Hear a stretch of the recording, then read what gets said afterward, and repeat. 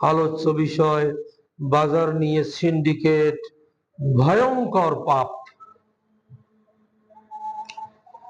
আজ নিত্যপণ্যের বেসামাল দামে দেশের সাধারণ জনগণের নাবিশ্বাস উঠেছে।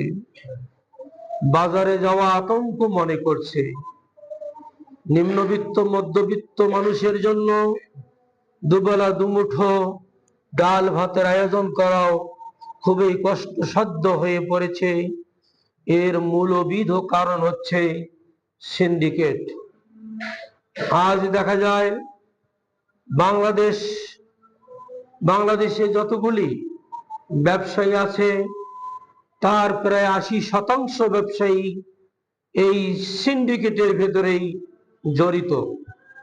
ফলে জনসাধারণের বড় ক্ষতি হচ্ছে, কষ্ট হচ্ছে। পরিবার পরিচালনা করা, পরিবারের খরচ নির্বাহ করা বড়ই কঠিন হয়ে দাঁড়াচ্ছে। আরো কিছু মধ্যস্বত্বভোগী তাদের দৌরত্বের কারণে এই বাজার দিন দিন ঊর্ধ্বমুখী হচ্ছে। এটার যদি লাগাম এখনই টেনে ধরা না হয় তাহলে অধিকাংশ মানুষ অনাহারে, অর্ধাহারে এবং বিভিন্ন ধরনের আপদ বিপদ বালা মুসিবতে পড়ে লোকগুলি নিরুপায় হয়ে যাবে। ব্যবসার বাণিজ্য পরিচালনার জন্য ইসলাম এমন কিছু কল্যাণকর নীতিমালা প্রণয়ন করেছে, সেগুলি যদি আমরা মেনে চলি তাহলে বাজার দর স্বাভাবিক থাকবে, জনগণ স্বস্তিতে থাকবে, শান্তি শৃঙ্খলা বিরাজ করবে। ব্যবসা বাণিজ্য মানুষকে উৎসাহিত করেছে ইসলাম। সমস্ত নবীগণ নবুয়ত প্রাপ্তির আগ পর্যন্ত ব্যবসা বাণিজ্যে ছিলেন। আমাদের নবী মুহাম্মদ সাল্লাল্লাহু আলাইহি সাল্লাম নবুয়ত প্রাপ্তির আগ পর্যন্ত তিনি ব্যবসা বাণিজ্য করতেন। তার সময়কালেও সাহাবীগণ আবু বকর, ওমর, উসমান, আলী, এই যে বিশিষ্ট সাহাবীগণ, তারাও ব্যবসা বাণিজ্যে আত্মনিয়োগ করেছিলেন। এই ব্যবসাটা আল্লাহ রসুল সাল্লাল্লাহু আলাইহি ওয়াসাল্লাম এর নীতিমালা কিছু বর্ণনা দিয়েছেন। সমস্ত মুহাদ্দিসিনে কেরাম তাদের নিজ নিজ হাদিস গ্রন্থে একটা করে পর্ব রচনা করেছেন। কিতাবুল বুয়ু, কিতাবুল বুয়ু সহিহ বুখারীতে, সহিহ মুসলিমে, তিরমিজিতে, নাসাইতে, ইবনে মাজাতে, আবু দাউদে সব মুহাদ্দিস প্রত্যেকটা গ্রন্থে কিতাবুল বুয়ু নামে একটা পর্ব রচনা করেছেন, অর্থাৎ ক্রয় বিক্রয় সংক্রান্ত অধ্যায় পর্ব। এই পর্বগুলির মধ্যে রসুলের হাদিসগুলিও তারা নিয়ে আসছেন। আজ আমাদের সমাজে, বিশেষ করে বাংলাদেশে,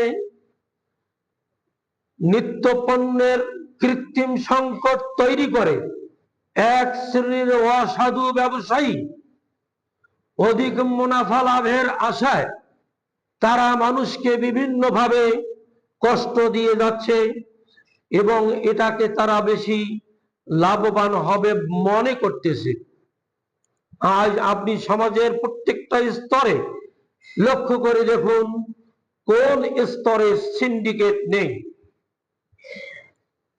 আপনার ব্যবসায়িক যেগুলি বাজার পণ্য, এগুলির মধ্যে পণ্যের মধ্যে আছে চাল, ডাল, তেল, মশলা, তরি তরকারি, দুধ, ঔষধ, চিকিৎসা, পরীক্ষা নিরীক্ষা, স্বাস্থ্য পরীক্ষা। কোথায় সিন্ডিকেট নেই? এমনকি গত শুক্রবার এজেন্সির ভাইরা আমাকে ফোন দিয়ে বলতেছে, হুজুর 20,000 উমরা যাত্রীর উমরা অনিশ্চিত। কারণ সিন্ডিকেটের কবলে বিমানের টিকিট পড়ছে, পার টিকিট ও 17,000 টাকা করে বেশি দেওয়া লাগতেছে। তাহলে হজ এবং উমরার মতো একটা ধর্মীয় কাজ, এই ধর্মীয় কাজে মানুষগণ যাবেন আল্লাহ সুবহানাহু ওয়া তাআলার ঘর জিয়ারত করার জন্য, সেখানেও সিন্ডিকেট।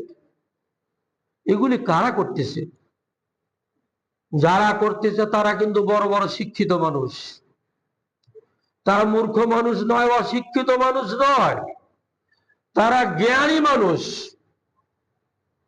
আরবি ভাষায় তাদেরকে আলেম বলা হয়। এই লোকগুলি বাতিল পন্থায় অনৈতিক ভাবে মানুষের ওপর জুলুম চাপিয়ে দিয়ে তারা অর্থ উপার্জন করতেছে লাভে আসায়, যে তারা লাভবান হবে, দুনিয়াতে লাভবান হবে, এই আশায় তারা এই সমস্ত কাজগুলি করতেছে।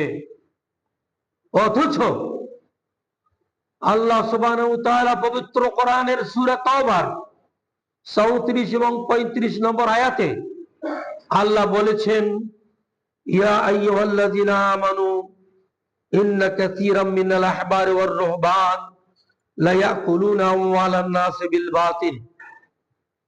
হে ঈমানদারগণ, নিশ্চয় কি অধিক আলেম এবং দরবেশেরা, আলেম এবং দরবেশেরা এরা মানুষের ধন সম্পদ বাতিল পন্থায় অনৈতিক ভাবে তারা গ্রাস করছে। শুধু তাই নয়, ওয়াসুদ্দুনা আন সাবিলিল্লাহ, মানুষকে আল্লাহর পথে পরিচালিত হতেও বাধা দিচ্ছে। মানুষ হজ উমরা করতে যাবে, সেখানেও তারা কি করছে? বাধার সৃষ্টি করছে।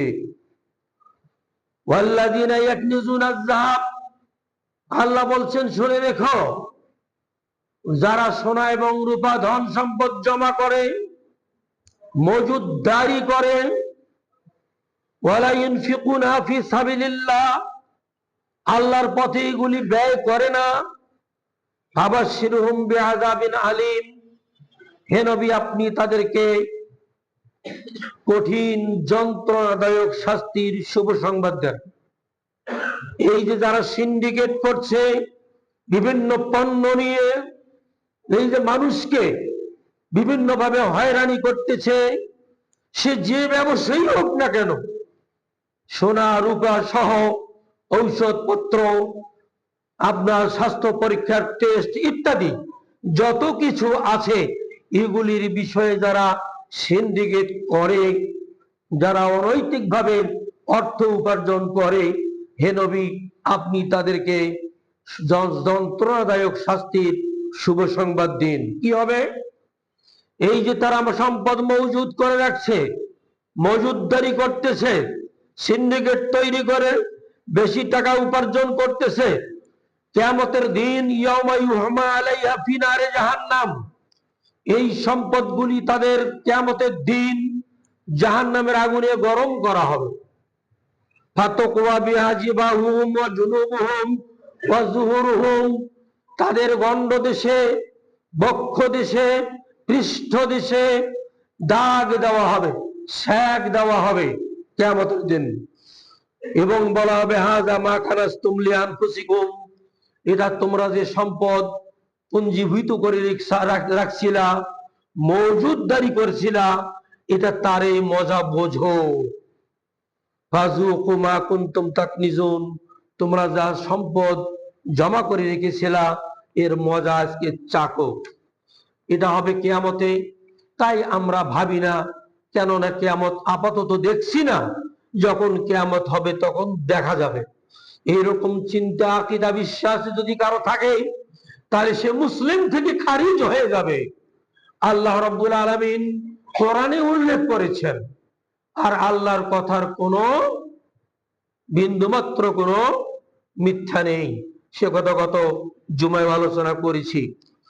এই সমস্ত আয়াত থেকে বোঝা যাচ্ছে যে সম্পদ পুঞ্জীভূত করা, মজুদদারি করা, নিত্য পণ্য বলতে যা কিছু বোঝায়, মানুষের সামাজিক জীবনে চলতে গেলে যেগুলি জিনিসের কথা বুঝায় এগুলির মজুদদারি করা যাবে না। কিসের জন্য যাবে না? বেশি মুনাফা অর্জনের জন্য। হ্যাঁ, আমি মজুদ করলাম, আমি অল্প দামে ছেড়ে দেব, এভাবে মজুদদারি করা যাবে। আমি 1000 টন পেঁয়াজ কিনে রাখলাম, রমজান মাসে এর দাম কমাই দেব।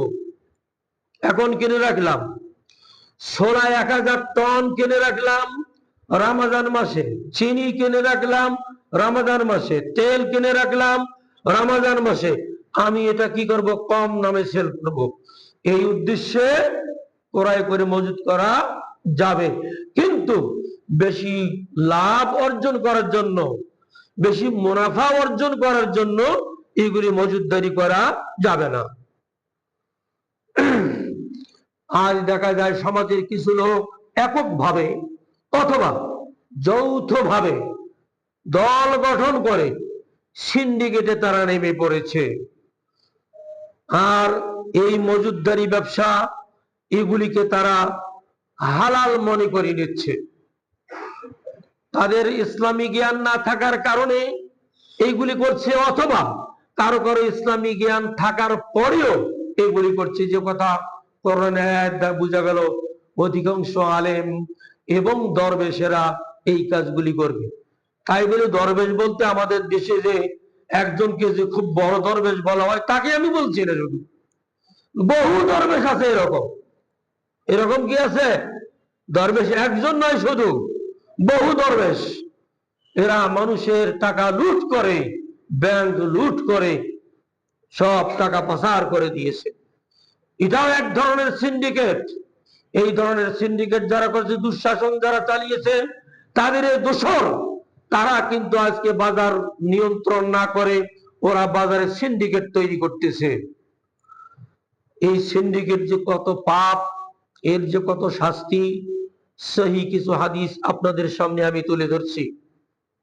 1 নম্বর হাদিস, আন ইবনে উমর রাদিয়াল্লাহু তাআলা আনহু قال নাহা রাসূলুল্লাহ সাল্লাল্লাহু আলাইহি ওয়াসাল্লাম আনিন নাজাশি, মুত্তাফাকুন আলাইহি, সহিহ বুখারী এবং মুসলিমের হাদিস।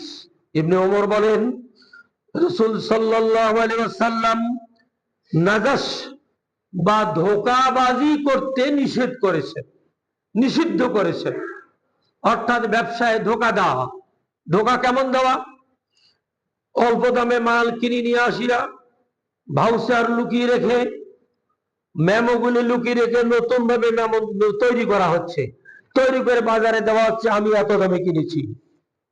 আজ যারা বাজার নিয়ন্ত্রণ করে তারা যখন যাচ্ছে, তাদের দল টিম নিয়ে যখন দোকানে উপস্থিত হচ্ছে, তখন আসল মেমোগুলিকে গোপন করছে আর নকল মেমোগুলিকে তাদের সামনে উপস্থাপন করে সাধারণ জনগণকে ভোগান্তিতে ফেলাচ্ছে। এই লোকগুলি ধোঁকাবাজ, এরা ধোঁকা দিচ্ছে। আল্লাহ রাসূল সাল্লাল্লাহু আলাইহি ওয়াসাল্লাম এই ধোঁকা দেওয়া নিষেধ করেছেন, নিষিদ্ধ করেছেন, হারাম করে দিয়েছেন। হাদিস সহিহ বুখারী এবং মুসলিম। রাসূল সাল্লাল্লাহু আলাইহি ওয়াসাল্লাম আরো বলেন, যে ব্যক্তি মুসলমানদের খাদ্যশস্য মজুদ করে আল্লাহ তার উপর দারিদ্রতা চাপিয়ে দেবেন। মজুদ করলাম লাভবান হওয়ার জন্য, আমি বুঝতেছি না, কিন্তু আল্লাহ রাব্বুল আলামিনের বরকত, রহমত, দয়া এখান থেকে উঠে যাবে, আমার উপর বরং দারিদ্রতাই নেমে আসবে। এই কথাগুলি তাদেরকে বলতে হবে, বুঝাতে হবে। আমরা কতটুকু বুঝাবো?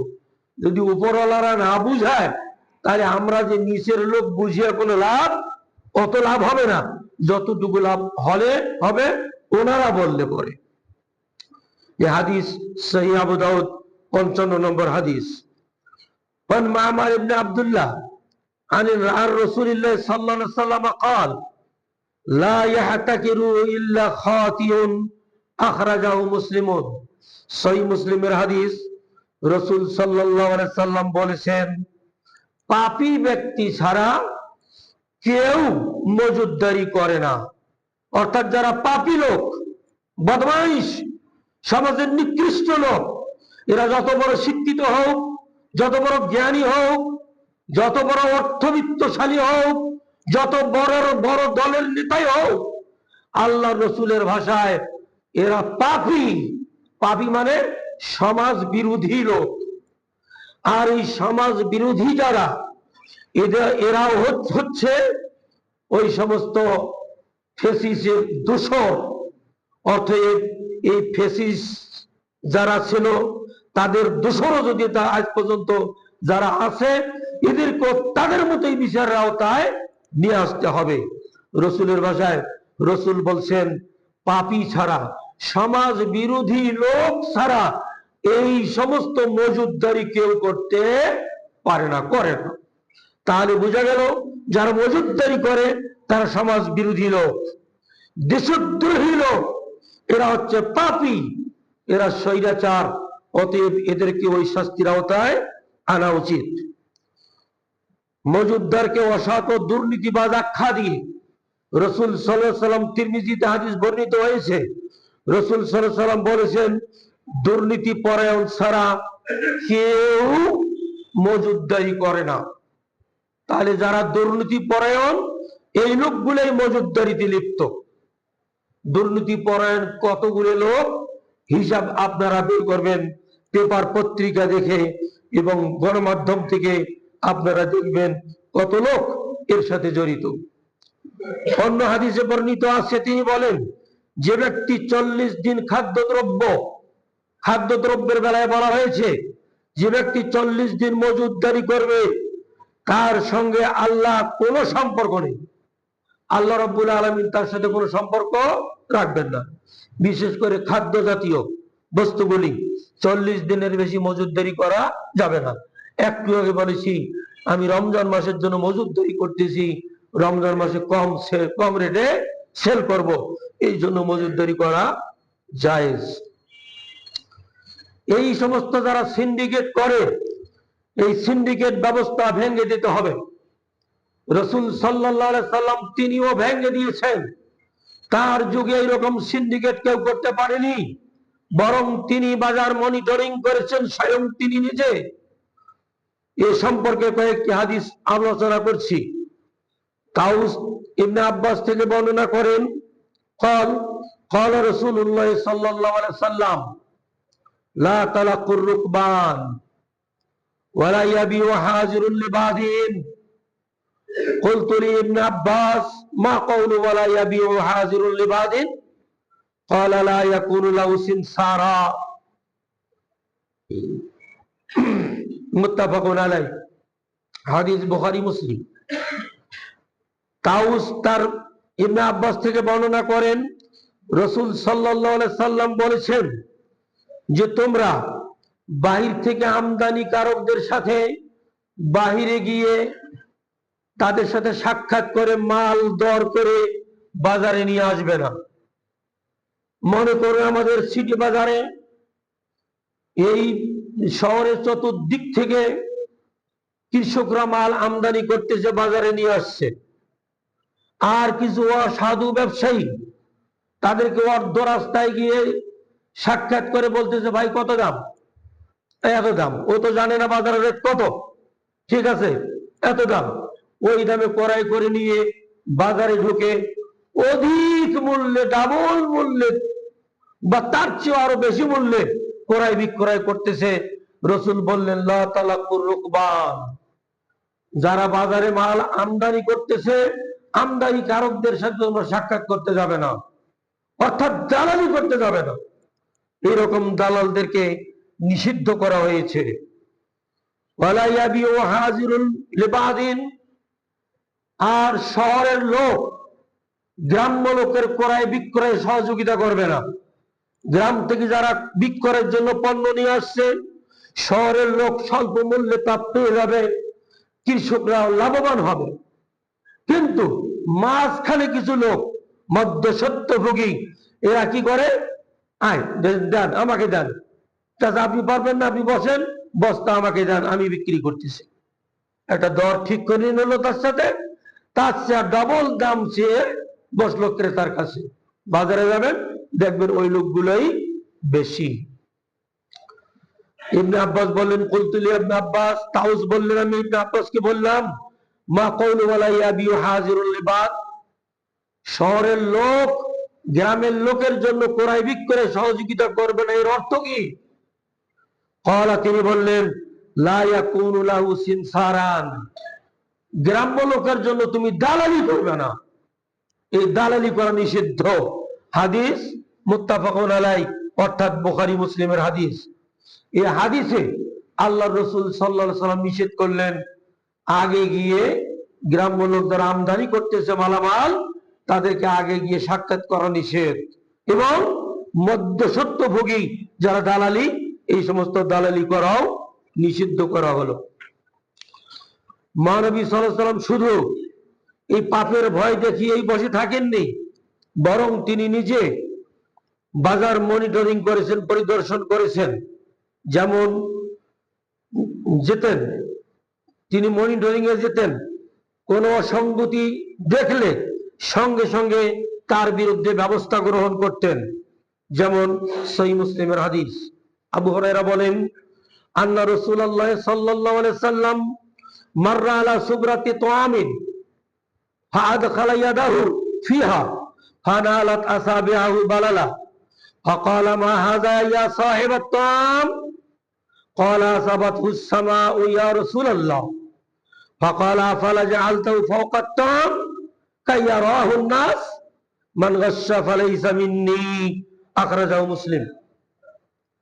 আবু হুরায়রা রাদিয়াল্লাহু তাআলা আনহু বলেন, একদা রাসূল সাল্লাল্লাহু আলাইহি ওয়াসাল্লাম বাজার পরিদর্শনে গেলেন। খাদ্য স্তূপের পাশ দিয়ে অতিক্রমকালীন তিনি খাদ্য স্তূপের মধ্যে হাত ঢুকিয়ে দিলেন। হাত বের করে দেখেন আঙ্গুলগুলি ভিজে গেল, আঙ্গুল ভিজে গেল। ফানালাত আসাবিহু বালালান ফাকালা মা হাযা ইয়া সাহিবাত তুআম। এরপর রাসূল সাল্লাল্লাহু আলাইহি ওয়াসাল্লাম ওই খাদ্য আমদানিকারককে বললেন, হে খাদ্য বিক্রেতা, এটা কি?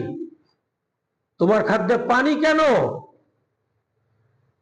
মালিক জবাব দিল, বিক্রেতা জবাব দিল, আসাবাতহুস সামাউ ইয়া রাসূলুল্লাহ, ইয়া রাসূলুল্লাহ, বৃষ্টি হয়েছে আজকে সকালবেলা, বৃষ্টি একটু হলো না, বৃষ্টি হয়েছে তাতে ভিজে গেছে, ওই ভিজাটা ওখানে আছে। এবার রাসূল বলেন, আফালা জাআলতাহু ফাওকা, ভিজা মালটা তুমি উপরে রাখলে না কেন? কাইয়ারাহুন নাস, যারা ক্রেতা তারা দেখতে পেত এটা মালটা ভিজা, নিচে শুকনা, ভালো মাল, তাহলে বুঝতে পারতো তারা তুমি এটা ধোঁকা দেওয়ার জন্যই ভেতরে রেখে দিয়েছো, নিচে রেখে দিয়েছো। শুনে নাও,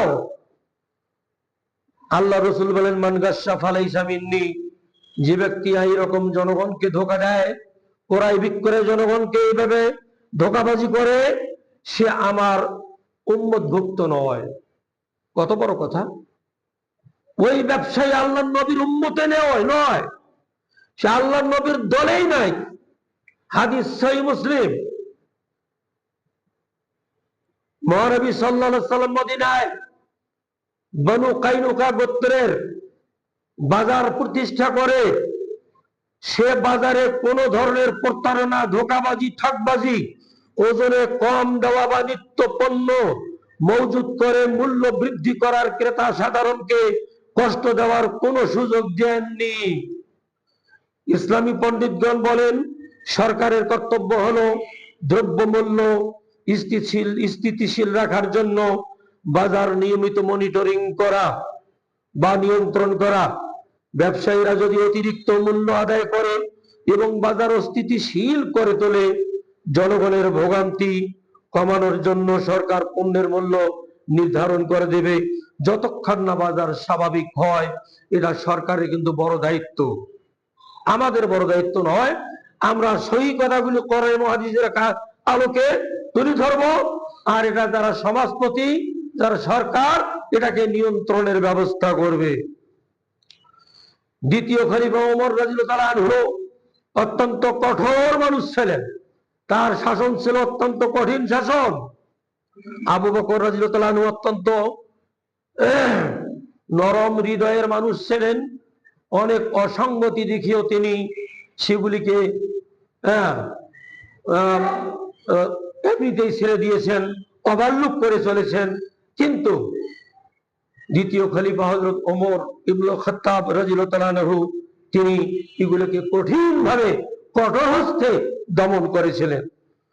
ওমর রাদিয়াল্লাহু আনহু খলিফা থাকাকালীন ব্যবসায়ের উদ্দেশ্যে তিনি মসজিদে নববীতে ঘোষণা দিয়েছিলেন। মসজিদে নববী ছিল তৎকালীন সংসদ ভবন।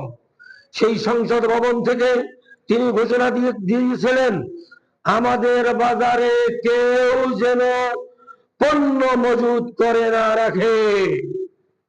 যাদের হাতে অতিরিক্ত অর্থ আছে তারা বাহির দেশ থেকে মালামাল আমদানি করে জনগণের মাঝে ওগুলি বিক্রয় করবে অল্প মূল্যে, স্বল্প মূল্যে, অর্থাৎ লস করে নয়, অল্প লাভ করে বিক্রয় করবে।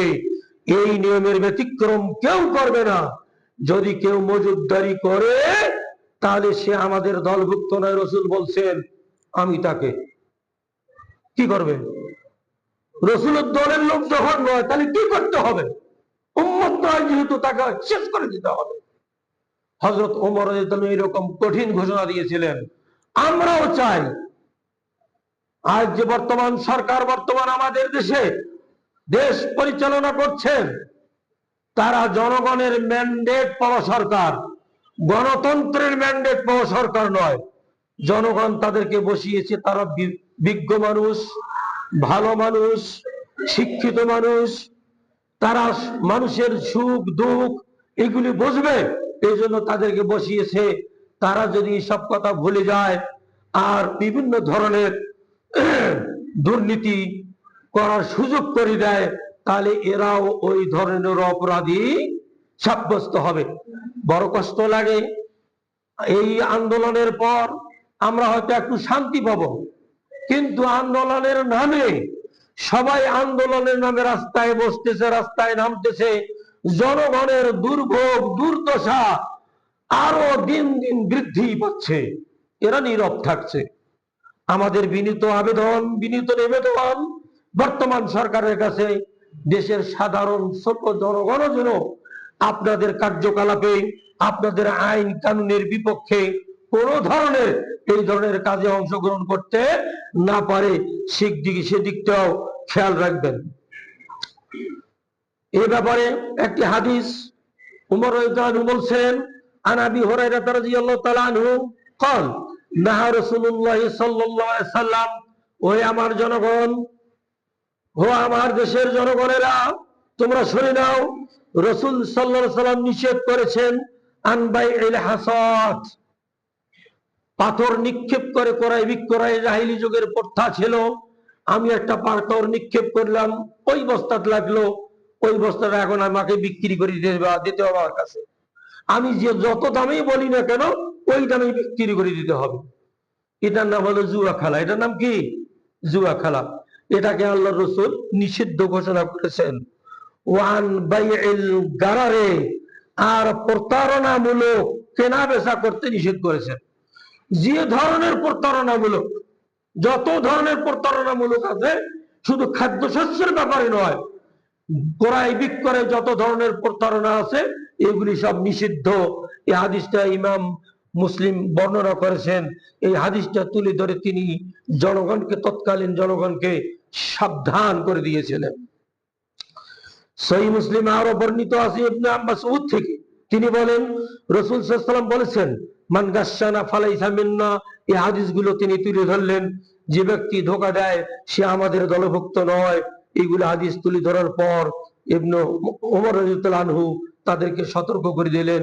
আজ উপসংহারে বলতে চাই, বাংলাদেশের বাজার ব্যবস্থাপনায় মধ্যস্বত্ব ভোগীদের ভূমিকা খুবই শক্তিশালী।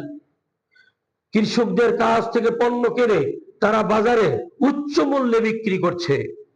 এর ফলে কৃষক যেমন ন্যায্য মূল্য থেকে বঞ্চিত হচ্ছে, তেমনি ক্রেতা সাধারণ পণ্য কিনতে অধিক অর্থ ব্যয় করতে হচ্ছে। মধ্যস্বত্ব ভোগীদের কার্যক্রম নিয়ন্ত্রণ না করা পর্যন্ত বাজারের এই অচল অবস্থা চলতেই থাকবে। অতএব বাজার নিয়ে সিন্ডিকেটকারীদের বিরুদ্ধে কঠোর ব্যবস্থা গ্রহণ করার জন্য সরকারের নিকট স্বনির্বন্ধ অনুরোধ রাখছি। এই বলে বক্তব্য শেষ করলাম। আকুলু কওলি হাযা আস্তাগফিরুল্লাহ লি ওয়া লাকুম ওয়া লিসাইরিল মুসলিমিন। বারাকাল্লাহু লাকুম বিল কুরআনিল আযীম ওয়া নাফা'না ওয়া ইয়্যাকুম বিল আয়াতি ওয়া যিকরিল হাকীম ইন্নাহু তাআলা জাওয়াদুন কারীমুম মালিকুম বাররুর রহিম।